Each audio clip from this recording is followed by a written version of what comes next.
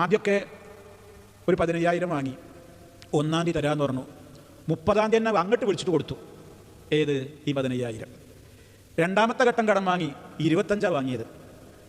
25-ാം തീയതി തരാമെന്നും പറഞ്ഞു. 25-ാം തീയതി കൊണ്ടേ കൊടുത്തു, 25 കൊടുത്തു. മൂന്നാമത് വാങ്ങിയത് 5 ലക്ഷം. ആ ബൈക്ക് പിന്നെ വന്നില്ല. ഇങ്ങനെയുണ്ട് കുറേ വിളവന്മാർ. ആദ്യം നമ്മളെ വിശ്വാസം പിടിച്ചു പറ്റും. എന്താല്ലേ മൂപ്പര്, ഞാൻ 1-ാം തീയതി തന്നാൽ മതി ഇത് പറഞ്ഞതാ, പക്ഷേ 30-ാം തീയതി ആയപ്പോൾക്ക് മൂപ്പർക്ക് ഉറക്ക് കിട്ടിയിട്ടില്ല. എന്നെ വിളിച്ചു, ഇതട്ടോ പൈസ റെഡി ആട്ടോ, ഗൂഗിൾ പേ എത്ര അല്ലെങ്കിൽ ആപ്പിൾ പേ എത്ര അയക്കാട്ടോ. എന്ത് കൃത്യമല്ലേ. എനിക്ക് അയാളെ പറ്റി ഞാൻ മാർക്കിട്ടു 100 മാർക്ക്. പിന്നെ അടുത്ത വീണ്ടും അയാൾ കടം ചോദിച്ചു. അപ്പോൾ സംഖ്യ ഒന്നുകൂടി കൂട്ടി 25. നേരിയൊരു പേടി എനിക്കുണ്ടായിരുന്നു, 25 ആകുമ്പോൾ തരുമോ? ഒരു പ്രശ്നമില്ല.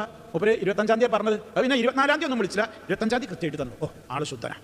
പിന്നെ വാങ്ങിയത് 5 അപ്പം വിചാരിച്ചു കൊടുക്കാമല്ലോ, ധൈര്യമായിട്ട് കൊടുക്കാമല്ലോ, കാരണം ഇതിപ്പോൾ വലിയ കൂലിട്ടുന്ന സംഗതിയല്ലേ. പിന്നെ ബൈക്കില്ല. പിന്നെ ഫോൺ വിളിച്ചാൽ ഫോൺ ഓഫ്, സ്വിച്ച് ഓഫ്.